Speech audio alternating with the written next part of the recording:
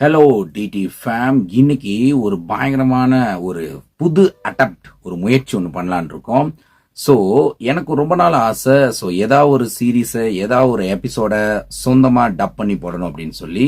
So இன்னைக்கு நான் த line king படத்தில் இருக்கிற ஒரு எப்பிக்கான சீனை இன்னைக்கு உங்களுக்காக நான் டப் பண்ணி ட்ரை பண்ணியிருக்கேன். ஸோ நல்லா இருக்குமா இல்லையா அப்படிங்கிறத கமெண்ட்ல சொல்லுங்க. உங்களுடைய சஜஷன் என்னென்ன, இதுக்கப்புறம் எப்படிங்கிற விஷயங்களை நம்ம ட்ரை பண்ணலாம் அப்படிங்கிறதையும் கமெண்ட்ல சொல்லுங்க. Let's get in to the video. This is decoding தமிழன், நம்மொழியில் நமக்காக.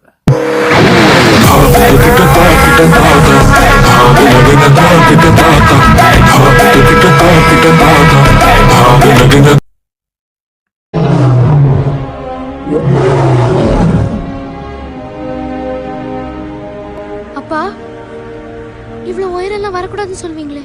இங்க பார் சிம்பா, சூரிய வெளிச்சம் படுற இடம் எல்லாமே நம்ம ராஜ்யம்தான். நிஜமாவா? இது எல்லாமே வா? ஆமா, ஆனா ஒரு அரசனுடைய ஆட்சியும் அந்த சூரியன் மாதிரி உதிக்கும் மறையும். ஒரு நாள் சிம்பா, என்னோட ஆட்சியில மறைகிற அதே சூரியன் உன்னோட ஆட்சியில ஒரு நாள் உதயமாகும். அப்ப இது எல்லாமே என்னோடதாப்பா? இதெல்லாம் யாருக்கும் சொந்தம் இல்ல, ஆனா இதெல்லாம் நீ அழியாம பாத்துக்கணும். அதுதான் பெரிய பொறுப்பு.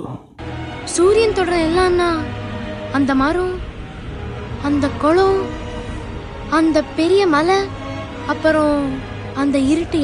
அந்த இடத்துக்கு மட்டும் போக கூடாது சிம்பா. ஆனா ஒரு ராஜானா எங்க வேணாலும் போலாம்ல, எதை வேணாலும் எடுத்துக்கலாம்னு நினைச்சேன். மத்தவங்க எல்லாம் கிடைக்கிறதை எடுத்துக்கிறதுக்காக தேடுவாங்க. உண்மையான அரசன் கிடைக்கிறதெல்லாம் கொடுக்கிறதுக்காக தேடுவான். இங்க நீ பாக்குற எல்லாமே இயற்கையோட படைப்புல சமமாதான் படைக்கப்பட்டிருக்கு. ஒரு அரசனா அந்த சூட்சுமத்தை புரிஞ்சுக்க. ஊருற எறும்புல இருந்து தாவர மான் வரைக்கும் எல்லாத்தையும் மதிக்க கத்துக்க. ஆனாப்பா, நம்ம மானெல்லாம் சாப்பிடுறோமே. நல்ல கேள்வி. உனக்கு நான் அதை புரிய வைக்கிறேன்.